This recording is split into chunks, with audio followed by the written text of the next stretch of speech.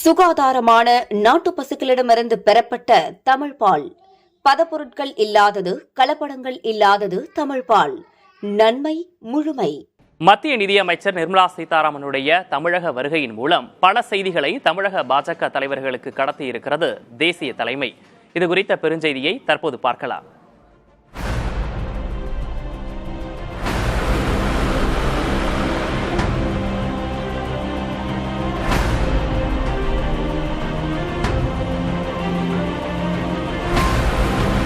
சின்ன சின்ன உட்பூசல்களை பத்தி நம்ம பெரிய கவலைப்பட வேண்டாம்.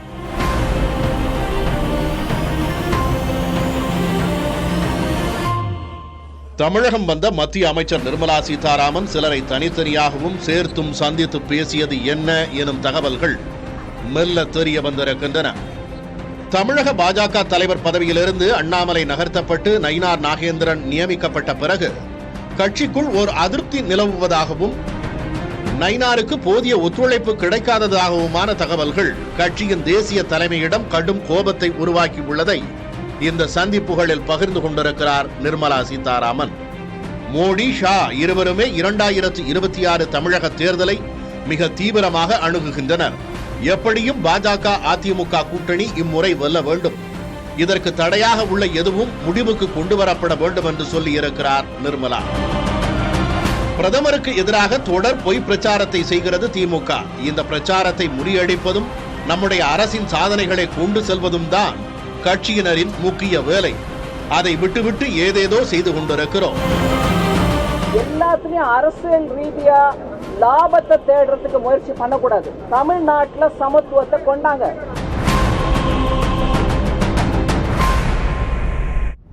இரண்டாயிரத்து 24 நாடாளுமன்ற தேர்தலில் அதிமுக கூட்டணியிலேயே தொடர்ந்திருந்தால் பல இடங்களில் வெற்றி பெற்றிருக்கலாம். கூட்டணியிலிருந்து வெளியேற யார் காரணம்?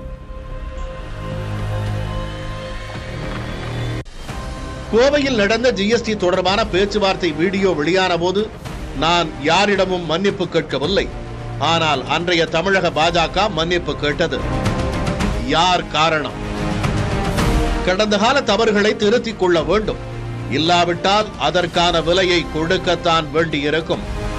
கட்சியில் மாநில, மாவட்ட தலைவர்கள் எப்போது வேண்டுமானாலும் மாறுவார்கள். யார் மாறினாலும் அவர்களுக்கு ஒத்துழைப்பாக கட்சியில் பணி செய்ய வேண்டும். தனி நபர்களை முன்னிறுத்தி அரசியல் செய்வது, குரூப்பிசத்தை வளர்த்தெடுப்பது இதெல்லாம் இருக்கவே கூடாது.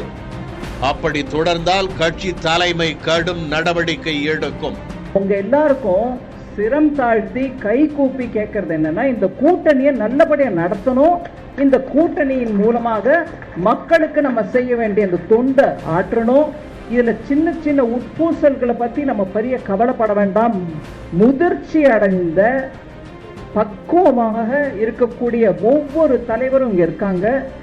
எல்லாரும் சேர்ந்து மக்களுக்கு இந்த தொண்டை ஆற்றுவது எங்களுக்கு ஒரு பெரிய ஒரு கன்விக்ஷன். அதாவது நாங்க கட்டுப்பாடுடன் அந்த நோக்கத்துக்கோசம் உழைக்கிறவங்க.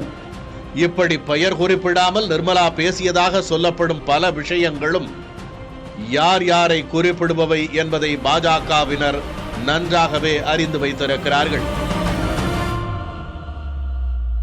விளைவாக நிர்மலாவின் பயணம் கட்சிக்குள் பெரும் பேச்சை உருவாக்கி உள்ளது.